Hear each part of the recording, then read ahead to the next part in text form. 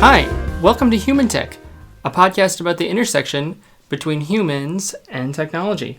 My name is Guthrie. I'm here with Susan. Hi. Hey, Guthrie. And we have a couple of very special guests today. We do. I'm really excited. I've been wanting to talk to these guys again, because I did talk to them once on the phone, but it was a while ago, for a long time. So we have Steve Sloman, who's a professor of cognitive science at Brown University, and Phil Fernbach, who's a professor at the Leeds School of Business at University of Colorado. So first, hi guys, and welcome. Hey, thanks for having us. So you guys wrote a book, and that I if you don't mind, I'd kind of like to start with the book, although I bet there's other things you want to talk about besides the book as well.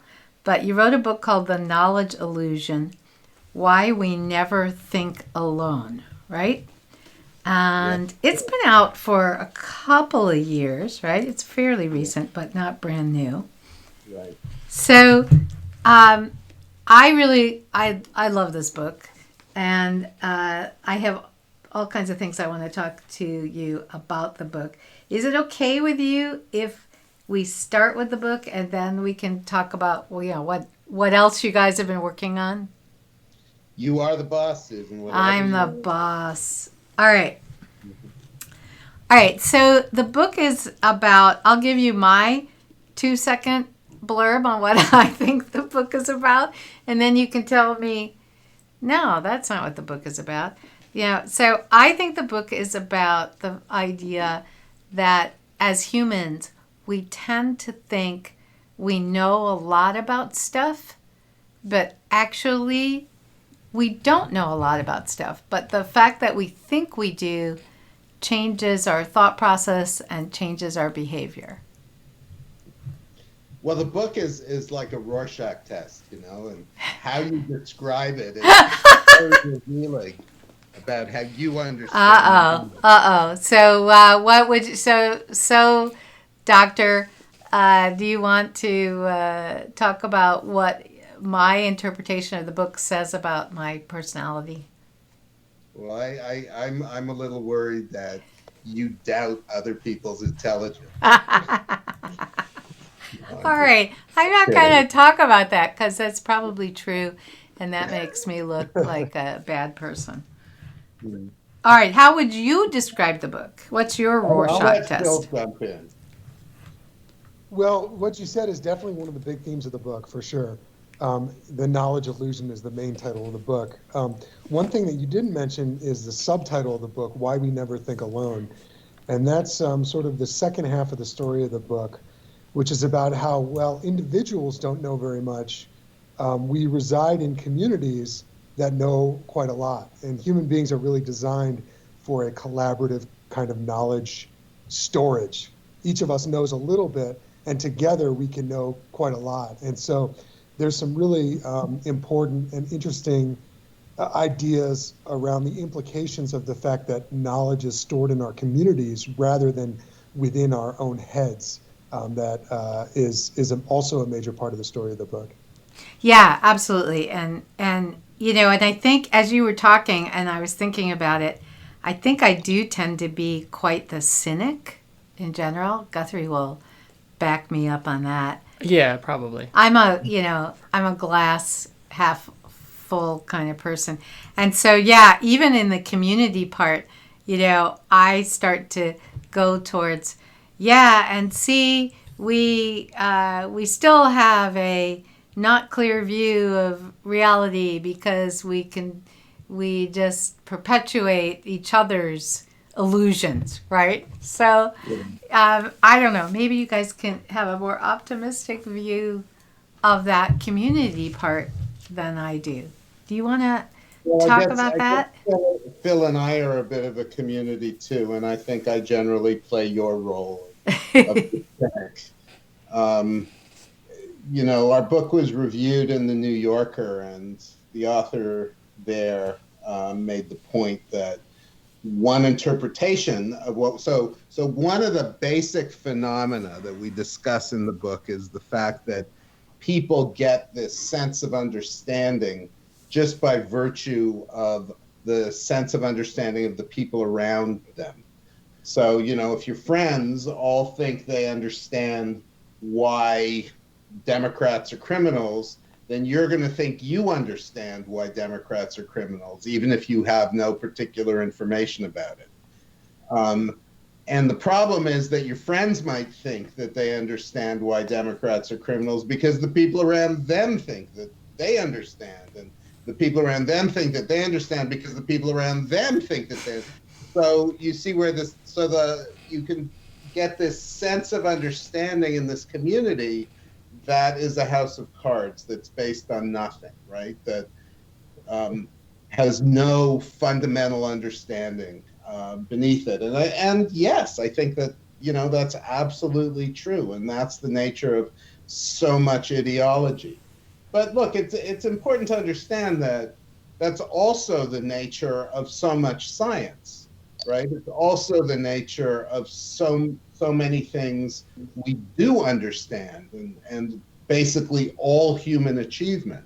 We depend on others for not only our sense of understanding, but for our actual understanding.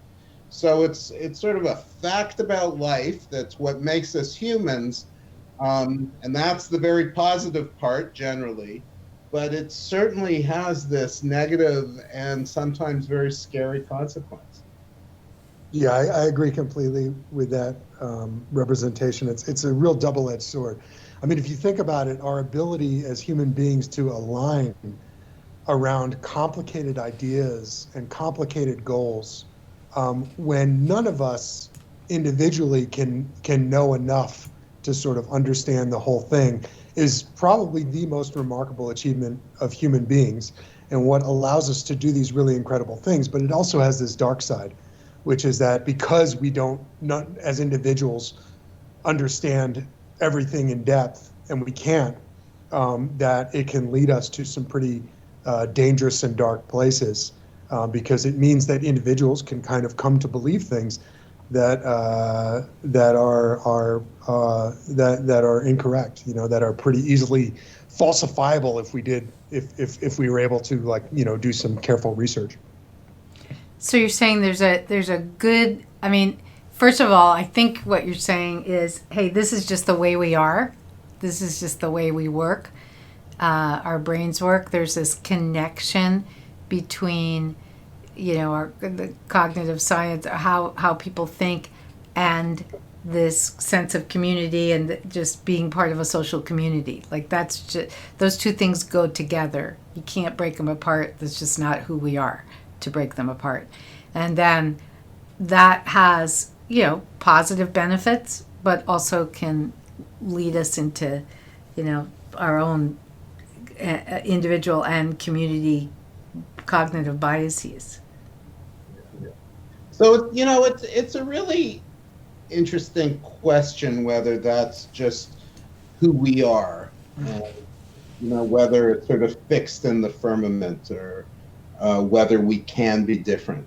So in the book, we definitely argue that's who we are. And I do fundamentally believe it. I believe that this is what hunter-gatherers were like when they, existed in tribes and supported one another. And there was a distribution of labor and a distribution of cognitive labor, and they worked together as an entity. And I think it's true today. I mean, you just have to look at any ideological group. Look at the amount of conspiracy theorizing that's going on today, right? I mean, people believe things that are incredible. I mean, they have no evidence, no grounding, and yet there are entire huge communities in this country that believe these things. And so, yes, it's the way people are. That said, here we are having this conversation about it. And the fact that we're able to converse about it means that we can sort of treat it as an object of thought. And if we can treat it as an object of thought, then presumably we could do something about it. We can understand it and we can change it. That sounds very optimistic for you. Well, yeah, I mean, look, think about the history of science or the history of philosophy, right? I mean, think about the Enlightenment. The Enlightenment was a period in which humanity realized that they could evaluate their beliefs. They could bring some kind of, logical criteria, scientific criteria to bear to decide if what they believed was true or not. And hence science was born. So there's a sense in which we do have these institutions, and one hopes the Supreme Court is one of those institutions, that doesn't allow beliefs that have no grounding to take over and determine, the course of things. As opposed to most of human history, when there were institutions to make sure that beliefs that had grounding had no way to infiltrate society. Did I mention that Guthrie's a licensed attorney in the state of Illinois? I think we're hearing the law part coming out here. The world does have a habit of intervening over time, right? Like if you have completely incorrect beliefs about the world, eventually those things are often proven wrong. So I guess what the hope is that our institutions sort of accelerate that process, because sometimes it can be too slow and you can get yourself into a lot of trouble. All right, I want to go back, and there's some things in the book I'd like to just ask you about. So very early on in the book, you give a number of examples of, if we go back to the individuals and their own illusions of knowledge, before you start talking about communities, you give some great examples of the kinds of research and the kinds of questions that have been done that get at this whole thing of the illusion of knowledge. So I'm wondering if you can just walk us through those. For instance, one of my favorite ones is the zipper. Go for it, Phil. Yeah. Well, it's easy to come up with examples because we experience this illusion of understanding for just about everything. And the original studies were done by a group led by a psychologist named Frank Kyle out of Yale in the 1990s. And he studied sort of common household everyday objects like the zipper. My favorite example is the toilet. And in these studies, people are asked whether they understand how these things work. And if you ask somebody, do you understand how a zipper works? They sort of nod their head and say, yeah, I know how a zipper works. I have a pretty good idea of that.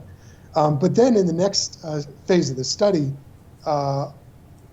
what we're going to do is ask you to explain in detail, in the nitty-gritty, exactly how it works. And what happens when people try to do that is pretty remarkable. People find that they really have trouble explaining in detail these things. They really don't have a lot of detailed knowledge about the mechanism of how things work. And so that's the basic phenomenon called, in the cognitive science jargon, the illusion of explanatory depth. Yeah. I've used some of these ideas here. We teach workshops and various things, and I've used some of these examples as interactions in some of our workshops to bring this point home. And then I think the research finds that then if you ask people to rate how much do they know about how a toilet works or how a zipper works, initially they rate their knowledge pretty high. Then when you ask them to explain, do they typically lower that rating? Yeah, most people typically lower that rating. Yeah. There are a group of people that we can call reflective who don't lower the rating because their rating is low from the beginning. Ah, okay. There are people who are aware of how little they understand. Presumably, because when you ask them how well they understand, they sort of go through this implicit explanatory process by themselves when they generate the function. Oh, so before they answer how well they know, they kind of try and think, wait a minute, do I really know how a toilet works? Exactly. Do you think it's because people just want to appear smart? And it's just something that, yeah, everyone knows how that works. I don't want to be the type of person who doesn't know how a toilet works. So I'm just going to nod and say yes. I don't know. Or do you think they... I'm gonna. My guess is no. They really think they know. They're not trying to appear smart. What do you guys think? Yeah, I share your intuition, Susan. People really seem to be surprised when they engage in this explanation attempt. They go, "Whoa, I thought I knew that." And that's a pretty common sort of response. Now, you always have some kind of presentation biases and experiments that could potentially explain some things. But my sense is with this particular phenomenon that people really are surprised by their lack of knowledge about these things. Yeah. And if you've experienced this, and I do this all the time now. I still experience the illusion of explanatory depth. I've gotten a little bit better about being more reflective and sort of asking myself, do I understand this before getting really confident about it? But I still find all the time that something that I thought was relatively simple is actually much more complicated than I thought at first. And I experience that kind of phenomenology of, whoa, I thought I knew that. And it happens to me all the time. So I don't think it's just about people wanting to appear smart. Because you talk about... Yeah, go ahead. Well, here are a couple of tests that your listeners can try at home. Okay.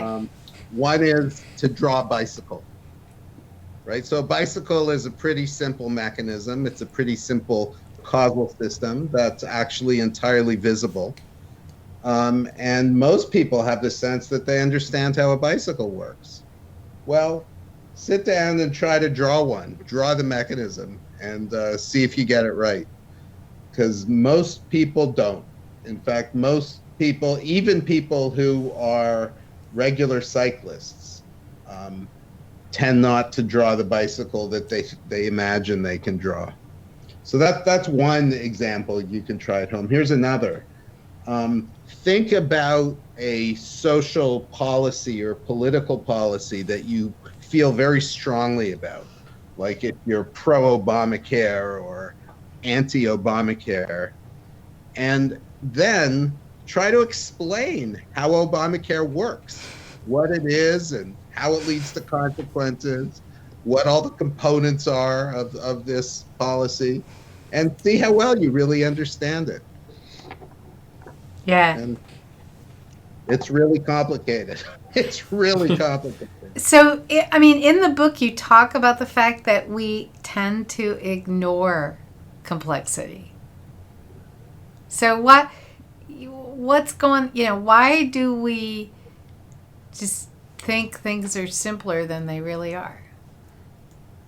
Yeah, it's not that we ignore, it's that we don't appreciate it, right? Okay. Like we see things at this superficial level. It's like the way we see people, right? We see people in these superficial terms, we stick an adjective or two on them, and we think we know them. But of course, everything has this sort of fractal quality. The closer you look, the more complexity there is. So why do we not appreciate that complexity all the time? Well, I think if we did, we wouldn't be able to function. Yeah. I mean, we have to just sort of go with what we have, go with what we understand, or we would constantly be looking for this, this structure, these levels of detail, the nuance that would make us dysfunctional. Yeah. Yeah. So along with that, or maybe it's not connected, but I've always been fascinated by why we're so attached or interested in making causal connections of information. And I know you guys talk about that in the book, and I've thought about that before, and I know we do, right? give us information, and we're already, connecting the dots, whether there are dots to connect or not. So, is that also, do you think, part of this just shortcut to deal with complexity, is to try and make these causal connections, or do you think there's another reason we do that? You gonna jump on this, Phil? Go ahead. I want to hear what you have to say. Well, so I can understand your question in two different ways. One is this kind of deep philosophical question about what causality really is, right?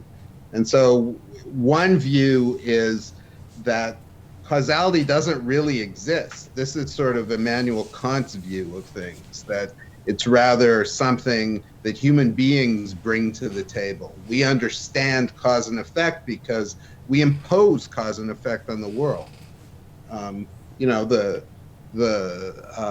The sun doesn't really cause water to evaporate. It's rather that there is sun and there's energy moving around, and part of that whole big story is that water evaporates, but there's no actual causality. And of course, what you believe about that depends on what you think causality is. So if that's the question you're asking, then yes, causality is a way for us to just simplify. But another question you might be asking is, why is it simply that we try to understand the reasons for things? Why is it that we try to understand the origins of things and what changes occurred in the past that lead to the present state, and how can we predict the future based on the present state? And I think the answer to that question is that's what it means to be an organism in the world. It's to try to understand how the world works so that you can make it conform as best you can to your own needs. And if that weren't true, if that wasn't the kind of organism you were, then you would no longer exist, right? Because that's what's required for organisms to exist. We have to understand our environment and try to control our environment. So in that sense, thought, our ability to think, is really just an extension of our ability to act in the world in ways that are adaptive, in ways that serve our own needs.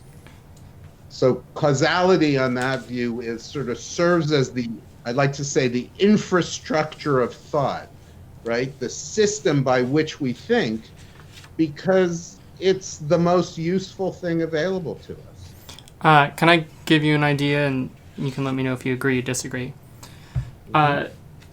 Evolution often doesn't make the best system.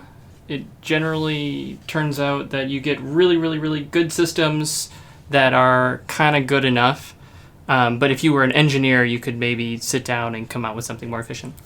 So humans love to use heuristics for all sorts of stuff, both physical heuristics. So like when you go to catch a baseball, humans don't calculate the trajectory of the ball from the bat and the humidity in the air and then step where it's going to be. All you have to do is put your hand up, and as long as the ball is between, your mitt and your eyes, you're in good place.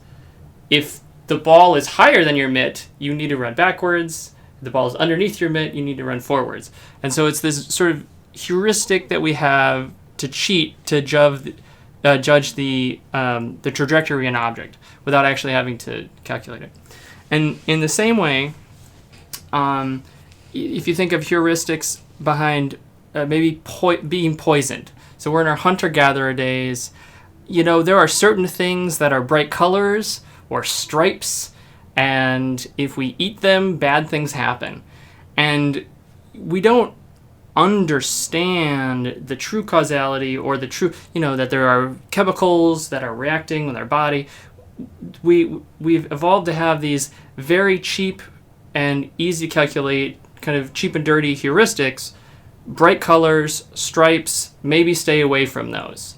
And so the causality develops because of the heuristic that we're using to try and avoid being poisoned. So do you think that some of the reasons that we're so bad with causality, or that we jump to stuff, is just because evolutionarily that's sort of all we needed to do was, oh, berry's red, maybe stay away from that?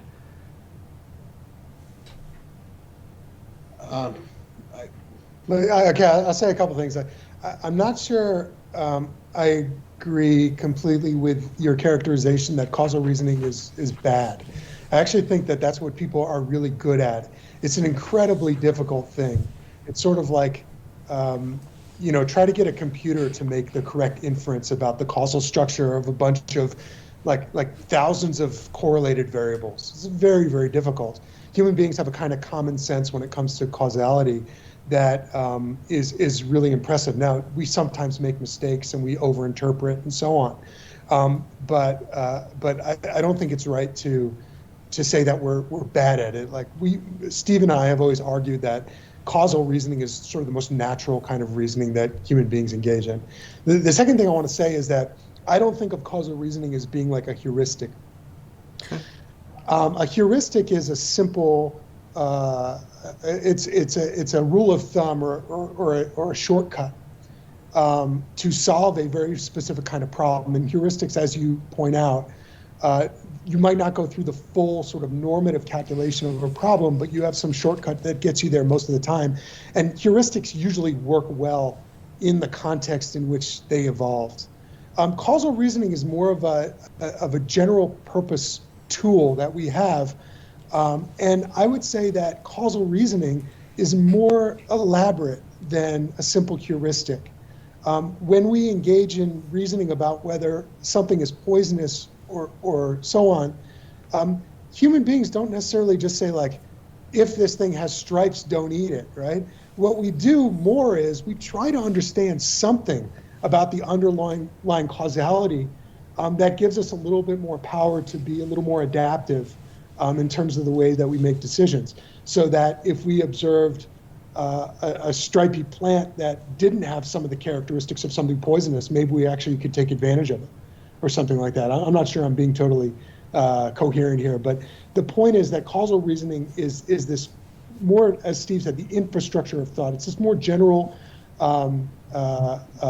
machinery that we have for drawing inferences, as opposed to being a heuristic, a simple trick. I don't know. Steve, do you agree with it? Can I add my 2 cents here? I mean, I actually think you're both right. So I do think, causal reasoning there's a very powerful set of tools we have for understanding the world. And, when we deploy them correctly, they're amazing tools and they can be unbelievably accurate, like in the case of a lot of physics. But that doesn't mean we don't use heuristics. I think we use heuristics all the time, and that's Guthrie's absolutely correct about that. And indeed, we have a whole chapter of the book where we go through the kinds of examples that Guthrie discussed. I think we even talk about catching a ball, right? And there are lots of examples of how we simplify the process of walking through doorways or interacting with other people.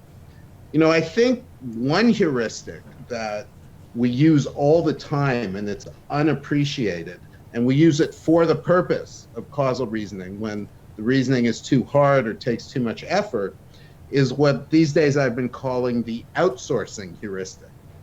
That is, we outsource a lot of the causal reasoning we have to do. So, we have our plumber, we outsource the problem of understanding our toilet to our plumber.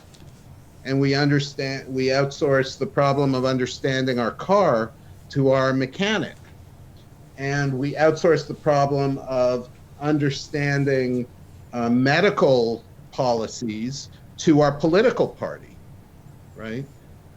Kids outsource the problem of understanding what's right and wrong to their parents. Well, some of them do anyway. So, I think a really important heuristic for causal reasoning is sort of avoiding the problem and giving the problem to the person that you consider an expert, which is actually not a bad heuristic, right? In the case of toilets, it's certainly the right thing for me to do. So, talk to me about all of this stuff and technology, especially maybe the whole idea of the communities and technology, or maybe not communities, maybe just our relationship moving forward with AI and machine learning and using technology to be part of our community of knowledge. And in under 2 sentences. Yeah, just a small You've topic. already discovered, though, that I'm not capable of that. Well, let me just riff for a moment on what I was saying a moment ago, and then Phil can jump in. But so with regard to outsourcing, who do we give our problems to? The answer more and more is to technology, right? We let Netflix decide what movie we're going to watch. We let navigation tools tell us which direction we should go in, and as a result, sometimes we end up driving into lakes, right? There are whole web pages about that. So we use technology more and more in order to reason causally for us, and there's a big question about whether people are willing to do that and whether people should be willing to do that. So we're going to see that with the vaccine, for instance, right? The COVID vaccine that just started being administered this week to the general public is a technological development, and we don't know yet whether to trust it or not. I mean, most of us do. I do by virtue of the fact that Dr. Fauci claims that it's safe, and I trust Dr. Fauci. But there is sort of this leap of faith that we have to make, and I think actually the data show that we're more and more willing to make it. Yeah. Phil, you have anything you want to add to that? Yeah, I think, technology is, as you say, it's sort of an extension of our thinking. It's sort of becoming more and more a part of our community of knowledge. And we have seen some of the same kind of effects that we talked about earlier with technology. So, for instance, I'm working on a project with a guy named Adrian Ward, who in his dissertation work showed that just the act of searching Google for information makes us feel really smart. And that's kind of similar to the effects we talked about earlier with the knowledge illusion. By virtue of participating in a community of knowledge, we feel like we know more than we do, and that seems to happen with technology. And so that's pretty interesting. It's potentially concerning as well, because as we go and we outsource more and more of our knowledge to the internet, just by virtue of doing of participating in that relationship, we can feel like we know a lot more than we do. Do you think we just? Yeah, go ahead. Yeah, let me say one more thing. There's one other dimension to this, which is that while it's true that to a large extent technology has become part of our community and we're outsourcing to it and that kind of thing, the other fact is that technology is not human, and when we talk about a community of knowledge, the first thing that comes to people's minds is other human beings, right? Like my community doesn't include my laptop that's sitting in front of me. It includes my family and my friends and my neighborhood and other human beings. And it's remarkable the extent to which we use technology just as a means to connect to other human beings, right? I mean, you and I, we're the four of us are doing that right now, and in fact, we're doing that with all the listeners of this podcast. We're using technology to connect because we need other human beings, right? We're part and parcel of the same cognitive process, the same emotional process, and we're all in it together at the very deepest level. Yeah, Yeah, so just that, adding, yeah, go ahead, Phil. adding to that, this is one thing that technology is completely enabling is the ability for communities um, to be created around ideas, around shared ideas, in a way that's sort of smoother and more powerful than ever before. One example that I thought was really interesting was I went and visited the Flat Earth Society conference about a year ago, and this is a group of people who are aligned around the idea that the Earth is flat. Most of your listeners are probably familiar with the idea a little bit. It's pretty amazing. It's a great example of people kind of being able to believe just about anything. But what I found pretty remarkable about it is how technology has enabled that community to become stronger and more powerful and larger. So if you go back to the 1970s, there were a few people who were interested in this idea. And the way they would have to communicate was via snail mail. You know, they'd send each other ideas and papers in the mail. They'd talk on the phone. Occasionally they would have a conference and a few people would show up. And then all of a sudden, with the advent of social media and the internet and so on, you can get thousands and thousands of people involved and all sort of coalesced around this idea in a much richer and more powerful way. So, of course, this has positive and negative consequences, but technology is really allowing these human dynamics of knowledge sharing and community building to really accelerate in an amazing way. Yeah, initially when I asked the question about technology, I was wondering if you thought people made a distinction between, you know,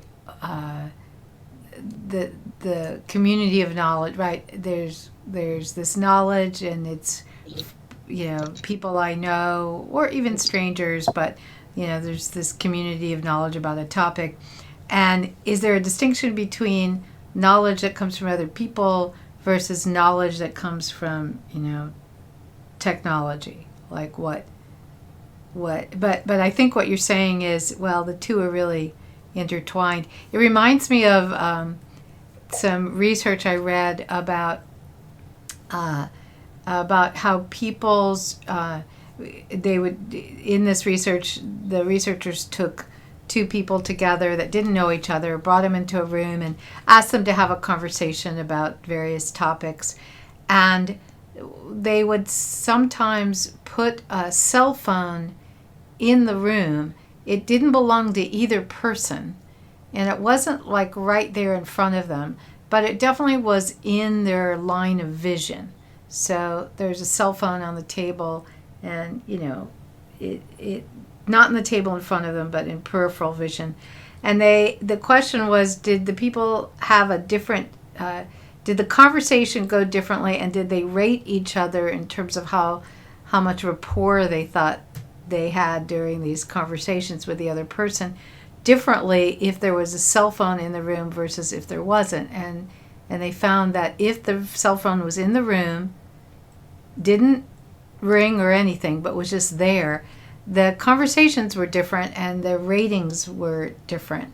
And their assumption, I don't know if this is true or not, but the researchers' assumption was that that cell phones have become a stand-in for community. It's like if the cell phone is in the room, there's a whole bunch of other people kind of in the room. And just that this whole idea that, you know, we think of social media, we think of our cell phones, we think of the internet as, you know, communities of people. I'm not sure I'm convinced by that argument yet or not. What was this cell phone on? Or That's a great question. I might have to go back and read the research again. I think this paper you're talking about is actually by the guy I just mentioned, Adrian Ward. Oh, really? Yeah, I believe that paper was that's published funny. in the Journal of Association of Consumer Research. Is that right? I don't know. Now I'm looking at my bookshelf and I'm thinking I should go look it up here. Yeah. I may have to check I that. mean, Phil, you're talking. I know Adrian did work where he compared how distracted people were when they left their own cell phone outside a room versus it was beside them, Right. versus and they could see it versus they couldn't see it, and the more they were aware of it, essentially, and the more access they had to it, the more distracted they were. I remember that result. Yeah. Right. And that's plausible, right? But in that case, it's because the cell phone is a conduit to another person. Right. Right. Right. So, yeah. All right. Tell me what what are you guys working on now? Have you continued with the work from when you wrote the I book? think it's probably a lot more flat Earth gatherings. That's right. We're purveyors of the flat earth. Phil, did they convince you? The flat Earth people? No, I was already convinced. That's why I wanted to. Oh, okay. I think you should tell them you're joking, Phil. I think their listeners are probably smart enough to figure that one out. Yeah. One topic that is top of mind right now, because actually Steve and I are working on a paper that we're about to submit to a journal. I've been interested for a while in, speaking of flat Earth, scientific controversies. So controversies around scientific issues where there's more or less a scientific consensus, but people disagree with the consensus. So things like genetically modified foods was one of my favorite topics to work on. Other areas like climate change and so on. And so I've been doing a lot of work in that area, trying to understand why people have those strong anti-consensus views. And one of the things that we found in that research is very consistent with the research in the knowledge illusion. And what we basically find is that people who have stronger anti-consensus views both don't know very much about the science. So they have low objective knowledge, but they have high subjective knowledge. So they feel like they understand things pretty well. And that disconnect might explain in part why they have that counter scientific consensus view. We actually have just been doing some studies with COVID, both looking at whether people are open to being vaccinated.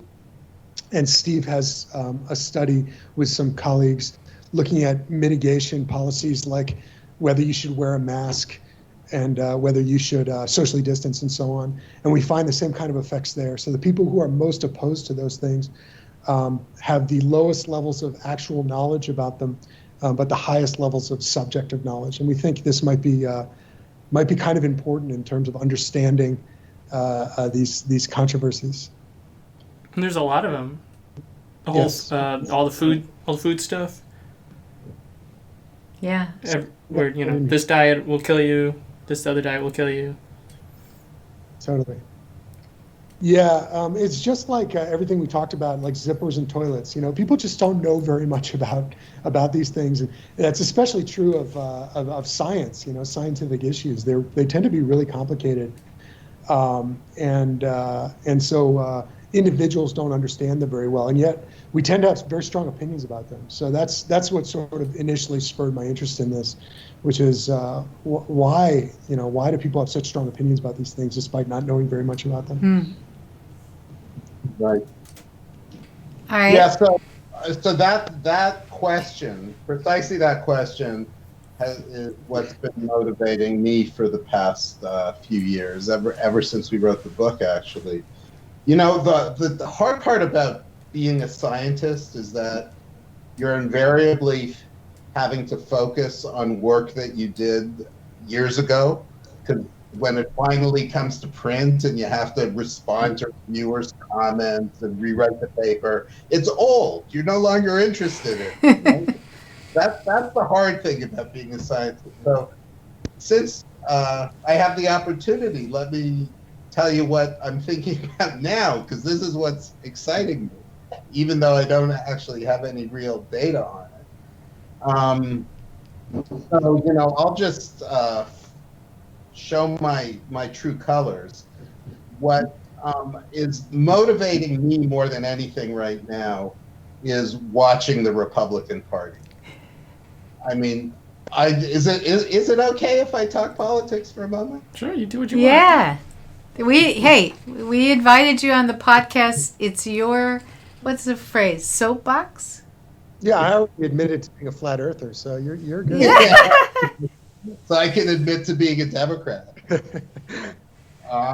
Look, Trump's refusal to concede the election and the fact that like 120 Congress people stood behind him in a filing to the Supreme Court last week just blows my mind, right? 77% of Republicans don't believe it was a free and fair election. I mean, there's zero evidence. And the reason they believe it is just because Trump keeps saying it. He says it, and he says it, and he says it, and that seems to be enough, right? So this completely blows my mind, and it strikes me as the most powerful example of social belief, of believing something out of complete ignorance merely because the people around you believe it. And so what I am, overwhelmed by is this need to sort of figure out whether there's anything we can do about it. I mean, anything legal and, just and fair-minded that we can do about it. How can you get people to appreciate the value of evidence and to use the value of evidence in their own reasoning and coming to their own political conclusions? And if anybody out there has any ideas about how to do it, then I would love to hear them, and I would do everything I could to share them with the people that matter, because it strikes me that this is the most pressing problem of the day. So just to throw out an idea, what Phil and I, following Frank Kyle and his students, showed is that asking people to explain things reduces the extremity of their beliefs, right? So it both punctures their sense of understanding, but it also punctures their confidence that they're right. And it basically depolarizes a community by reducing extremism. So how can this be applied to these very large-scale kind of phenomena like the rejection of the election results? And it's not obvious at all, but I did come across a paper recently that showed that having people explain something and realizing they don't understand it can give them more faith in experts. Right? It opens their mind in the sense of making them appreciate the value of experts more. So if there's some way to sort of scale this observation up and get people to appreciate the value of expertise, that could be a huge win for our society. Maybe it'll even save us. But, there are people really enjoy taking sides on stuff. And they're reinforced by these, and they do it for fun. So, for example, what's the best fill-in-the-blank sports team? If you grow up in the Boston area, you'll have strong opinions about this. And you can parrot the evidence that you've heard from years and years and years of talk show radio talking about why Bill Russell's the best because of X and Y, and you can use these arguments. But you might not actually know. It's not Bill Russell. Yeah, Bob Cousy or whatever. So the I remember there's a subreddit I like to do, and it's cat teams versus bird teams. So one group was just fan of cat teams, so like the Panthers and the Lions and the Bengals, and the other was the bird teams. So it was like the Blue Jays and the Cardinals, and and bitter rivals. And they had so much fun just spending hours of their time complaining and arguing over whether the bird team was and better. coming up with evidence. Sure, right? sure. So it seems to be something that we just really like to do. Like there is a level of enjoyment in joining in with these, I don't know, causes, crusades. Joining in with one faction versus another. And just like in many things in our society, if it's something that humans enjoy doing, it seems to be very hard, even if it's bad for them, very hard to break out of that behavior. Okay, so I see. So at first I understood you to be saying that it's just a game to most people. That I'm sure they don't feel like it's a game, but it's sort of it's tapping in. When we're talking about sports teams, it's sort of fun, and it's tapping into that in a fun way. Much like an adrenaline junkie goes on a roller coaster, and sort of tapping into that thing, but sort of in a fun way. And this is tapping into the same thing in, I would call it maybe an engaging way. I don't know if I'd call it fun. Well, yeah, I mean, it's a little more than engaging, right? Like it affects people's lives, and it leads to people being imprisoned, and it leads to riots, and in other countries it has led to war. Yeah. So, I mean, I agree with you completely about sports. I watch way too much football, and when my wife complains to me about it, my feeling is, it's a great diversion, right? It's the way I take this need I have to affiliate and to be part of a larger movement, and apply it to something that just doesn't matter.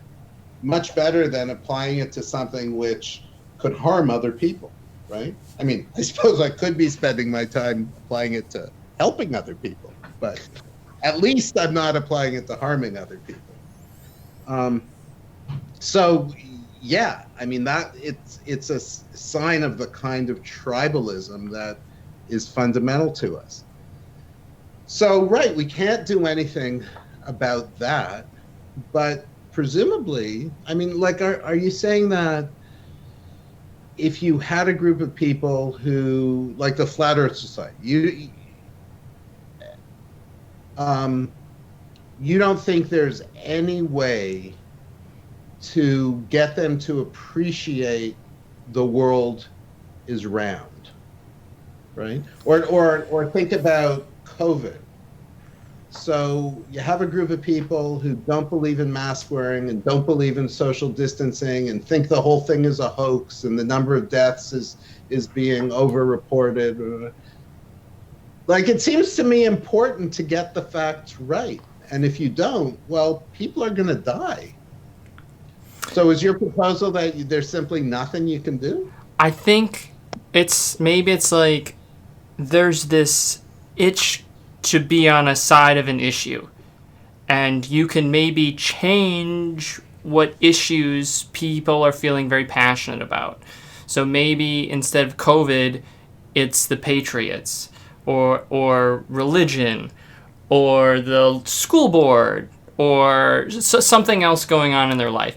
And you can maybe change which team they're all riled up about. But there's just this need to feel part of a team, to feel like you're fighting against some sort of other. And maybe in our modern society where there's just less immediate dangers, less divisiveness, as we become a more sort of global culture and more secular or whatever, we're trying to find other things to really, really, really grab onto. We're trying to increase the divisiveness. Well, we're trying to increase our engagement in something. Yeah. So maybe you can't get the flatishers to stop. You'd have to get them onto something less, just something that doesn't cause harm. Yeah, but it would be a something. But you have to get them to everything switch is to being something. used as a wedge these days, for sure, and that's purposeful on the part of some people in power. And I think what you guys are saying is deeply correct. Like, it's very natural for us to sort of choose a side, and then we get utility out of advocating for that side and supporting that side. But a lot of these issues, reality is it's not really like two teams fighting it out, and I think maybe getting people to appreciate that actually, like, we all have there's a benefit to everybody if we can mitigate the spread of COVID, for instance. And so, like, whether you should wear a mask or something like that might not be an issue of my team versus the other team if you change your perspective around the way you see it. Now, of course, it's not so simple as, like, do X and COVID goes away, do Y and it sticks around. But of course, it's a complicated question of cost and benefits. Things like, how much do we shut down the economy, and what are the impacts on the economic activity versus how much do we mitigate the disease, and so on. So these things are really complicated, but perhaps getting people to see it in that more nuanced way, as not really a battle between my team and the other team, but actually both teams kind of want the same outcomes, might be really important. Well, I'll be curious, Steve, to see where you end up with this. So, like, 5 years from now, when the journal article finally comes out, right? And then you won't want to talk about it anymore. That's right. All right. No, Yeah, this go will ahead. probably always be a hot issue. Yeah. All right. So tell our listeners where, if you want any of them to get a hold of you after you've now stated these 555. opinions. 5555. If people want to get hold of you and you're willing to have them get hold of you, what's the best way to reach you? I think they should send you an email and you can talk to them and forward the ones that aren't ripping me apart to me. So they can send me an email at Stephen_Sloman@brown.edu. Okay. And I've Phil? got a webpage, philfernbach.com, where they can find information about us. Hey guys, I really want to thank you so much for coming on. Fascinating conversation, and I do want to recommend to people listening to check out the book, The Knowledge Illusion: Why We Never Think Alone, and we'll post all this on our podcast episode notes. Thanks, guys. Thank you so much. This was All right. a lot of fun. Appreciate it.